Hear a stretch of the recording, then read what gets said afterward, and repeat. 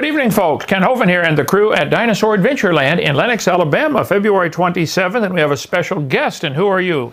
Yes, I am Charles Darwin's grandpa. Charles Darwin's grandpa. Well, congratulations. Thank you. Are you still evolving? No, I am stopped at the moment right now. You're stopped right now. I'm okay. trying to see where I will evolve into next. Okay. Well, thank you. It might be a deer. Thank you for coming. You sit out there and watch the Bible study tonight, and you will learn that evolution is the dumbest and most dangerous religion in the history of the world. Thank you for coming. Yes, all right. Thank you. Thank you. Well, strange things happen around here. Thank you. Is that from Bill Sardi, right? The suit? Thank you, Bill. Let's see. Bring a group down to Dinosaur Adventureland. New stuff going in all the time. Teachers, bring your students. April 20th is our one-year anniversary of being open. So we got all kinds of activities for April 20th. Boot camp. Come on down for boot camp. Call Rhonda to sign up. Let us know how many are coming. June 14 to 15 and 16. And we have several interesting speakers. I think you'll enjoy that. As I mentioned a couple of times, the Hawaiian shirts. I am living rent-free in the atheist minds. Every time they see anything Hawaiian, they think about Kent Hovind. Isn't that wonderful? Okay. Need a plumber, electrician, sheetrock hung. We got lots to do around here. Need some more stuff for kids to do in the lake. We got the Zorb ball and the wheel you walk across the water. Kids love those things. But we have 10 lakes and lots to do. So if you want to help us get some stuff for the lake, especially like a trampoline. Okay, we are, thanks to the generosity of two ladies, putting up a very nice geodesic dome greenhouse. This is the progress so far. They're out there still right now with lights and drills working on the greenhouse. When's it going to be done, did he say? 2 more days? Wow. Mm-hmm. Tomorrow? Wow. No, 2 days. 2 days, okay. We also have the garden put in now, thanks to Anthony, our cook. I think we're going to call it the Garden of Whedon. If you have been helping support our ministry, I just thought I'd share some quick updates of what we do. This is our main science center, all of our science activities. 4 of the rooms in here are being used for office like the one I'm in right now. We would like to get rid of all the stuff in this building, move it over into this building, which is the bottom half is the shop, and the one end is the man cave for the single guys we have here. And then we'll have upstairs, right up there by the deck, will be the new video room where we shoot these YouTubes, starting up probably in about, well, at the rate we're going, maybe 100 years till we get it done, right? We know how to build all kinds of bookcases. If you're a carpenter, come on down. Underneath the deck is an area with paved stones for the guys to go out and just enjoy the outside, right outside the man cave. There's in the shop. Rich has done an amazing job of organizing this. You didn't know there were going to be pictures taken, Rich, and shown to the whole world. But here they are. He's quite the organizer. Get the tools. And then there's inside the man cave. They had no clue the picture was coming, and so some of the beds are not made. And Joe's wife has been organizing all the nuts and bolts and screws. We had about a 50-gallon barrel of just everything mixed. Screws, nuts, bolts, nails. She's separating them all. Praise God. Bunch of little jars. They were sending little jars. Little jars, little containers, or some kind of system to organize. But right now it's just much better than it was, okay? So there is inside the shop. We're not done with the sheetrock or the insulation. We've got a lot to do in there if you want to come down and help us. Ernie donated 100 fruit trees. And so Cindy and I and some others have drilled holes all over the place and planted fruit trees. There are 5 benches where you can sit at the bench and watch the trees grow if you're really bored. And each bench has surrounded by a cluster of a different type of tree. For instance, there is the early gold apricot next to the Moore Park apricot. There'll be 4 different kinds of apricot trees in that cluster. And we can, part of our tour, we'll teach the kids. There are varieties of apricots, but they're still the same kind of life form called a plant. Still an apricot. Still an apricot. That's not proof apricots are related to whales or bananas or pine trees. Then we have, by each of the swing set legs, a grapevine started, so they will grow up over the grapevines. Here's the peach redskin. Here's the Florida King peach. Whoa, now hold it.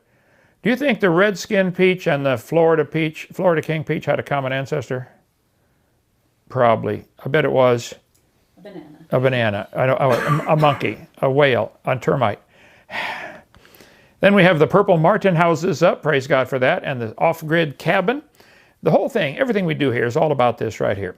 We just want to bring people to Christ. Can we go up on the sand dune and watch the stars there? I'm looking for somebody who would like to take a project on somebody besides someone here on the ministry, everybody here is slammed with work to do. But in order to water all these 100 trees that are in, we would like a really cool, old-fashioned system, like they do in third world countries where there's no electricity. You turn a bicycle wheel, sit down on a bike and pedal, and it turns a giant wheel, and it lifts the jugs and dumps them into some water trough. This problem's been solved 20 different ways over the centuries. You get a springy stick to come up, and you pull down, and the stick helps lift the water for you. The Egyptians have done that for thousands of years. So if you'd like to develop some kind of cool system where the kid can turn a lever, push a button, pedal some wheels, do something to lift the water up and dump it into the trough. This has been solved many, many times. And so just if you want to say, I'd like to build, actually we'd like 2 or 3 different ones here so kids can see different methods of mechanical advantage, where you gain advantage over the weight of the water and you can lift and fill the barrel or do something like that. Okay, if you'd like to help build something like a tornado or do a display in memory of somebody or donated by somebody, please contact us. Here, Joe Taylor has some great ones, but they're like really expensive. A fully mounted mammoth is, what do you say, $10,000? Minimum. Minimum, yeah. We can get them. Anyway, if you'd like to join our 777 Club, you can donate now to drdino.com. Go there, donate tab, and make any checks to CSE, and we will use it for the Lord. Boudreaux and Thibodeau. I love Boudreaux jokes. They were down digging a ditch one day. They're down there digging on this ditch, and the boss is sitting up under the tree. And Boudreaux says, "Hey, Thibodeau, how come he gets more money than we do, and we're doing all the work down here in the ditch?" Thibodeau says, "Man, I don't know. Why don't you go ask him?" So Boudreaux takes his shovel, he climbs up out of the ditch, he goes over, he says, "Hey, boss, how come you get more money than we do, and we're doing all the work, and you're just sitting under the tree?" And the boss says, "Well, Boudreaux, it's very simple. It's because I have intelligence." Boudreaux said, "What is that?" He said, "Well, I'll show you, Boudreaux." The boss puts his hand on the tree. He says, "Take your shovel and hit my hand as hard as you can with your shovel." He said, "Oh, no, boss, I don't want to hurt you." He said, "No, I'm going to show you what intelligence is." He said, "Okay, boss." He rears back with the shovel and swings, and of course the boss moves his hand and hits the tree, and he said, "See, Boudreaux, I have intelligence. You don't. Go back and dig the ditch." So Boudreaux goes back down in the ditch, and Thibodeau says, "Hey, what did the boss say?" He said, "The boss said he's got intelligence." Thibodeau said, "What is that?"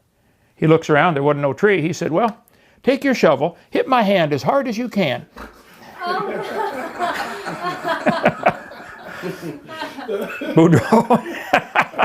Boudreaux and Thibodeau. Okay, we've been going through the alphabet, covering different creatures, asking how did they evolve? A, B, C, D, E, F, G, H, I. Several people are commenting in the comments section. We answered all those questions. Oh, you did not. You spoke some words, but if you read your 3rd grade level answer, that's not an answer. And I would be glad to debate any of you. Half my brain tied behind my back. Just give me a call, set it up. We can do it right here. We can do it live from the studio, right? Steve, do the live debate or tape it or something? Okay. X, Y, Z. We're on Z tonight. Almost done with the series, and you evolutionists are 204. So we're going to cover 2 animals tonight, the zebra and the zebu. I'd like you to explain how the zebra evolved and from what, and where is the scientific evidence, not just drawing lines on paper. Where's the scientific evidence? So far, everybody in history has observed when zebras have babies, guess what the babies are? Chickens. A horse with stripes. Chickens, a horse with stripes. Zebras are amazing. They're found primarily in Africa and zoos around the world. People have tamed them and ridden them and done all kinds. How many saw what was the movie where the people lived on the island? Swiss Family Robinson, where they raced the zebras and ostriches and stuff like that. They rode them. Never mind. Okay. Can zebras have no stripes? Zebras have black skin under their white coats. Who'd have thunk it? Each species of zebra has a different general pattern of stripes. Each zebra's stripes are unique, like your fingerprints. It's amazing. The baby can look at a herd of zebras and pick out his mama. Oh, cute. Yeah. Just as no 2 human fingerprints are alike, no 2 zebras have the same stripe pattern. A question. Did the zebra's skeletal system evolve slowly by chance? Do you realize how many complicated bones have to work and be shaped just right and be... Each one of these bones now has a nerve supply and a blood supply and articulates with the other bones and moves around, is connected in just the right way. This thing can run like the wind. Has to. Did the zebra skeleton evolve slowly by chance? Does anyone really, really believe that happened by chance? Or did evolution cause the skeleton? How about the zebra's nervous system? Do you think the nervous system happened by chance? I mean, come on, think about it, honestly. Do you really believe that? How about the muscular system of a zebra? It is incredible. Humans have, what, 600 muscles in their body? I don't know how many zebras I have. I didn't count and don't care. But do you really think that happened by chance, by evolution? Come on. How about the reproductive and the excretory system? Both of those are very complex systems. Zebras are pregnant for about 12 months. The Grevy's zebra for 13 months. When zebras have babies, they are zebras every single time. And you evolutionists are going to say in the comment section, Hovind, you don't understand evolution. Of course, zebras have zebras and dogs have dogs. What if you go back in time? I know going forward, zebras will always have zebras. I understand. If you go back in time, did the zebra long ago and far away come from a non-zebra? Do they believe zebras came from a single-celled creature like an amoeba? Of course they do. Horses have a gestation period of 11 to 12 months. The zebra has an incredible endocrine system. It can excrete hormones into the bloodstream when it panics and get a burst of energy. Run. Fight or flight. And some animals, I didn't check the zebra, when they get scared, the endocrine system dumps the hormones into their bloodstream and it creates vitamin C. Like when you scare a squirrel, it's actually good for him. Oh, wow. So our stupid cat tries to catch him all the time. He's a little bit nothing. He's overweight. He ain't never going to catch a squirrel. He's lucky to catch his food, and it don't move. Okay. Do you really believe their endocrine system happened by chance? I mean, I'm trying to help you evolutionists get away from this idiocy you got taught. Stop and think. Did their skin, their integumentary system, happen by chance?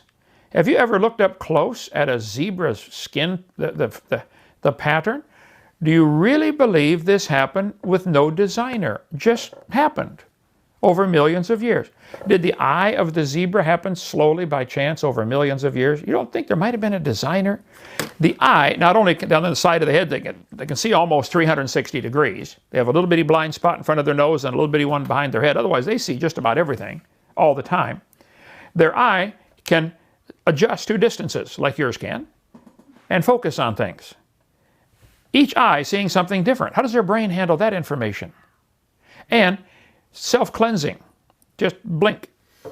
Windshield wiper. Clean the eye off. And healing. It heals itself. Not only do they have an eye, they've got an optic nerve going to the visual cortex of their brain. So they got three very distinct parts. Have to all be together. Have to all be there, or none of them are any good. What good is an eye with no visual cortex to interpret the data?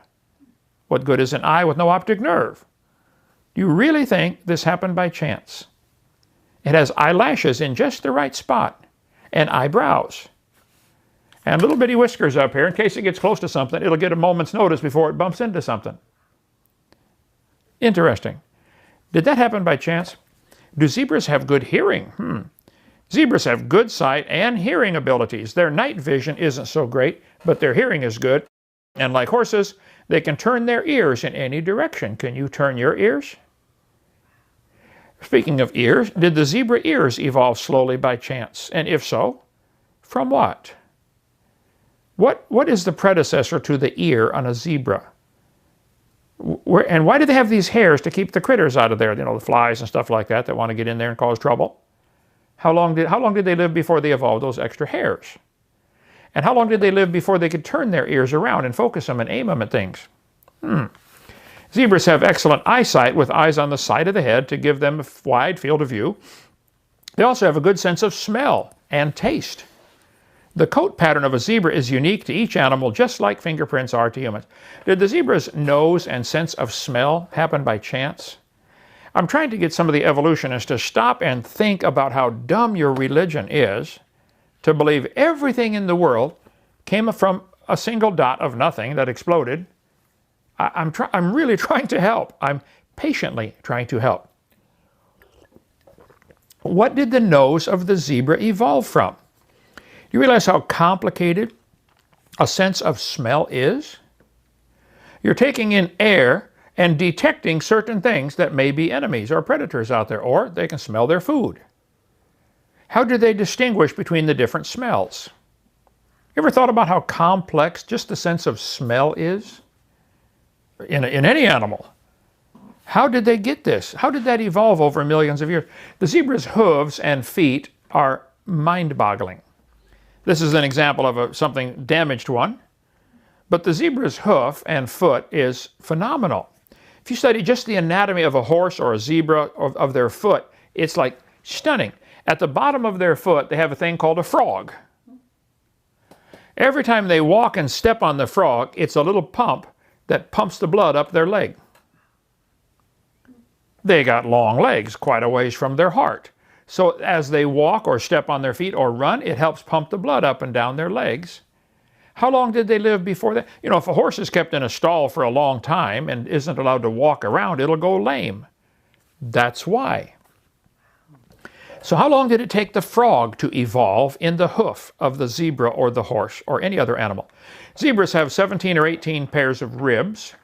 There are 3 basic species of zebras, and they are, once you realize, put them side by side, you can say, wow, their nose is different shape, their head's a different shape. They're different. Who cares, okay? Burchell's, or the plains zebra, Grevy's zebra, and the mountain zebra. I'm sure somebody from Africa is going to say, oh, Hovind, you pronounced it wrong. I'm sorry, I'm not trying to pronounce it wrong. But there are 3 different kinds of zebras. Zebras have 62 chromosomes. Donkeys and wild equids, that's horses, have different number of chromosomes. A donkey has 62. The zebra has between 32 and 46, depending on the species. Is that a zebra? Good question. Now, this Spanish textbook says the zebra and the horse and the burro probably had a common ancestor. I would agree. It looked like a horse. 4-wheel drive, genuine leather upholstery, I mean, horse. Any 4-year-old will tell you they're the same kind of animal. That is not proof the whale and the zebra are related. There are itty-bitty horses.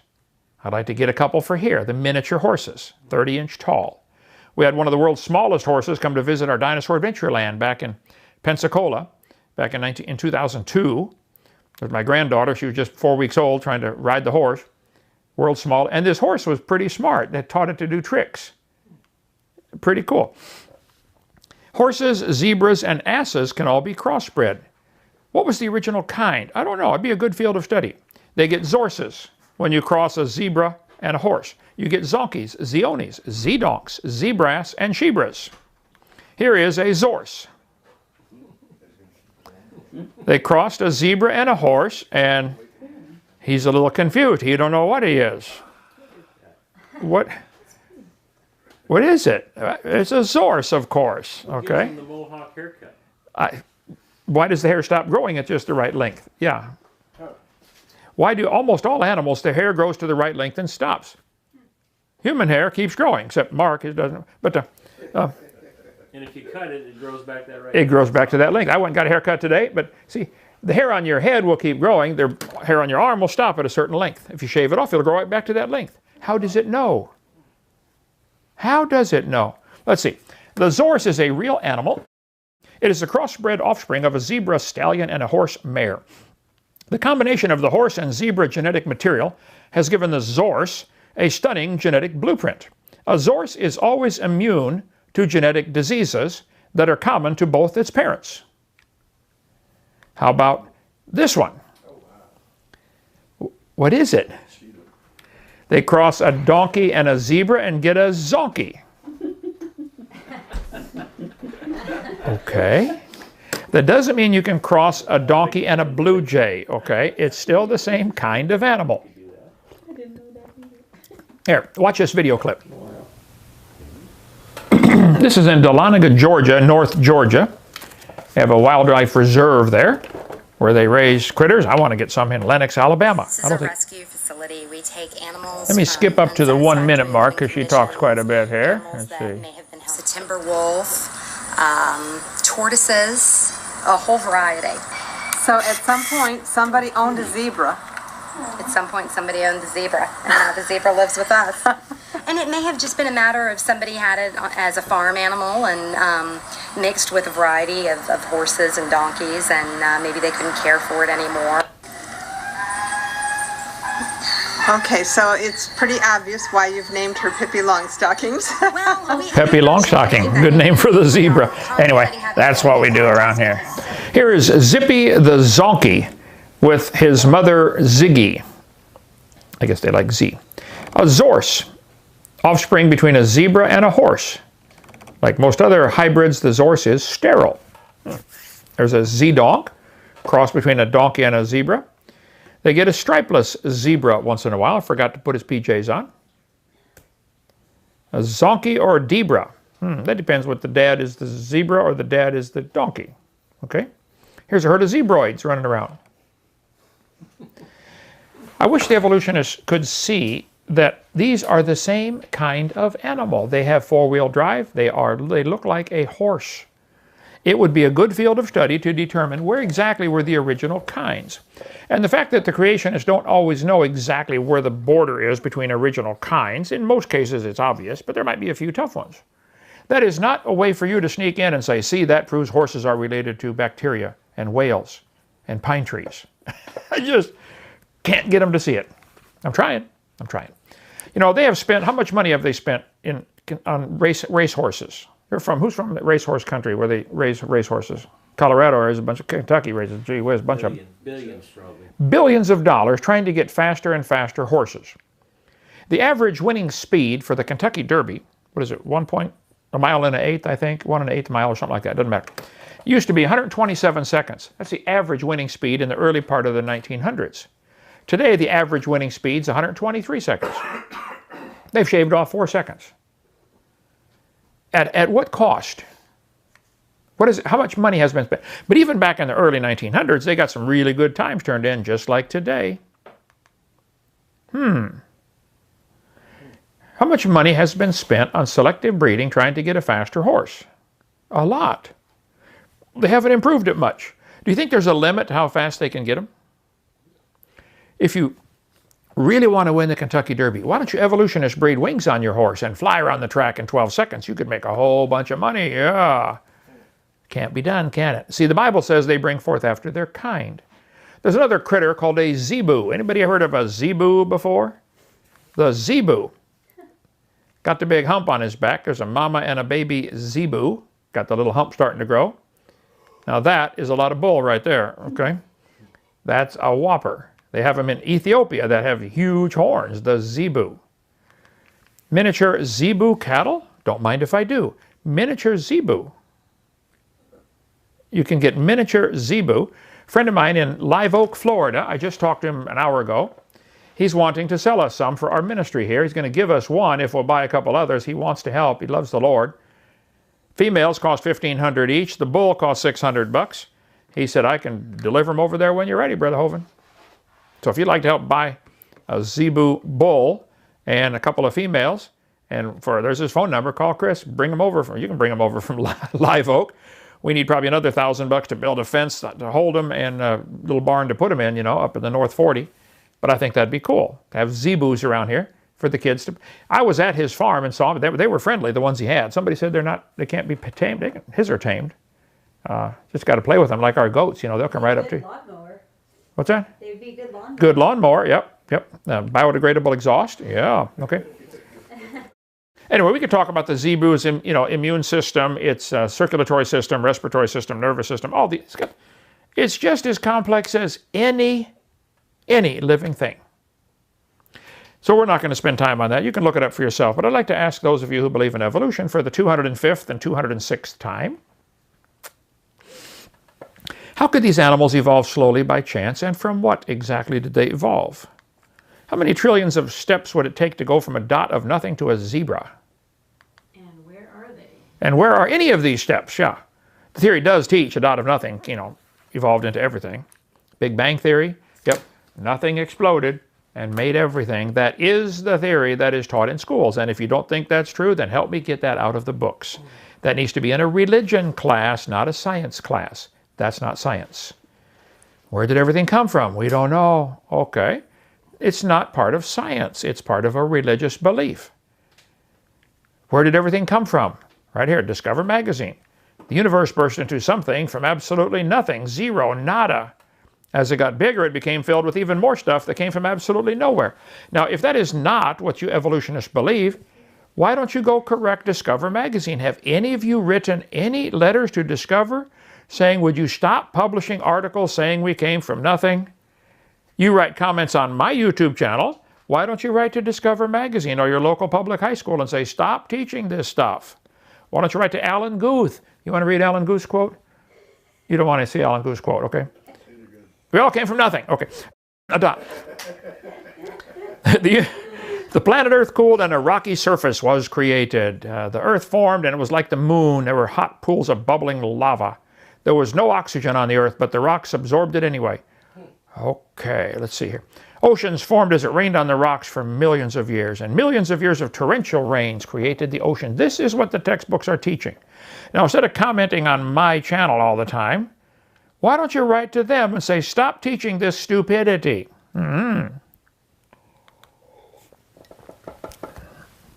Swirling in the waters of the oceans is a bubbling broth of complex chemicals. Progress from a complex chemical soup to a living organism is very slow. Some of you are saying, we don't believe we came from soup. Yes, you do. Come on, quit trying to hide it. You believe your grandpa was soup. Okay? You do. Be proud of your grandparents. We came from soup. Now, who exactly are you trying to fool? That is stupid. I love the look on that face like, oh, brother. Okay. Life on Earth may have begun in rocks on the ocean floor. Okay. If you don't believe that, write to Nature Magazine and tell them to stop publishing this stupidity. Tell them. Show me a copy of the letter you sent to them. I'd like to see from some of you evolutionists, okay? The first self-replicating systems must have emerged in this organic soup. Had to. That would include the marrow, that would include the eyeball, that would include the burrow, include the horse, the zebra, everything. Mr. Tyson said, when different experiments give you the same result, it's no longer subject to your opinion. That's a good thing about science. It's true whether you believe in it or not. That's why it works, okay? Mr. Tyson, when zebras have babies, they turn out to be zebras. Every single time. Every time. But in your imagination, you think if you go back long ago and far away, a zebra came from an amoeba. 3.9 billion years ago, the Earth cooled down. It rained for millions of years and turned them into oceans, and in the oceans, the first living organisms appeared. You believe zebras came from a big bang? And soup?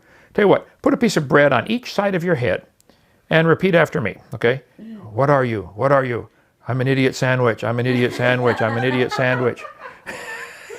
Yes, you really are an idiot sandwich, okay? Do you really believe zebras came from a rock? That's what the theory says. I didn't make it up. Great-great-great-great-grandpa of a zebra was soup. You believe zebras came from soup? Are you dumb in any other area? I love that. Zebras from soup? You can't be serious. I find that to be most illogical. Me too, kid. Sorry, you're going to have to face this stuff in school, though, okay? You want to force me to believe that stupid stuff to get a degree?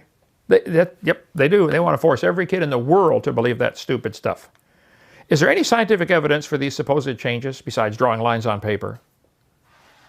Where's the beef, the scientific evidence? Is it more logical to believe maybe zebras were created by a really smart creator? I find that to be the most logical conclusion we can reach, Captain. Had to be a creator. Now, which creator? Is it Allah, Buddha, Jehovah? That becomes a different set of arguments, okay? We can talk about that later. But let's get over the first hump first. Is there a creator? Absolutely. I will praise thee, for I am fearfully and wonderfully made. I can look at a zebra and say, praise God, you are so smart. You put a frog on each foot of a zebra. Wow, that's cool. Assist with the blood circulation. The haters of the Lord should have submitted themselves unto the Lord. You should have. Why don't you just surrender? I'll help. Guy called yesterday, asked about, I'd like to go to heaven. I said, I'll be glad to explain it to you. Led him to the Lord right over the phone. If you're not sure you're going to heaven, call me. 855-BIG-DINO, extension 3. Do you know other people that give out their phone number like that and talk to people for you know, maybe it's sure. I do. I have all my life. I want to help. We're here to evangelize. If you're not sure you're saved and you'd like to surrender, call me. Kent, I'm ready to surrender. I've seen the evidence for creation is everywhere. How do I go to heaven? I'll be glad to talk to you over the phone and answer any questions you got. Or if you're determined you believe zebras came from a rock and you want to defend your religion, call 855-BIG-DINO, extension 5, and talk to Steve and say, set up a debate. Okay, or extension 2, Rhonda, and talk to the secretary. Say, set up a debate. I want to debate Hovind. Okay. Now, if we do it on our channel, I'll tell you this right now, I'm going to have control of the mute button, and we're going to take equal time, and you ask a question, I'll ask a question when you give an answer, but we're not going to interrupt. I'm going to shut you off when it's my turn to talk, okay? No bullying, no verbal abuse. We'll just hit the button and say, okay, my turn to talk. Guy called me today, talked for 6 minutes without coming up for air. Finally, I said, stop, hold it, stop. I would like to talk, please. You've asked me 7 questions and haven't given me a chance. Stop, let me talk. Okay. Oh, okay. I would like a conversation, okay? Anyway, be glad to help. You want to surrender? Give me a call, 855-BIG-DINO. You want to help our ministry? Come on down, help us build stuff. Or better yet, send money so we can buy the stuff we need to build. I go to drdino.com. Push like us, subscribe, all that kind of stuff, and it's all on the bottom of the channel. See you tomorrow. Bye.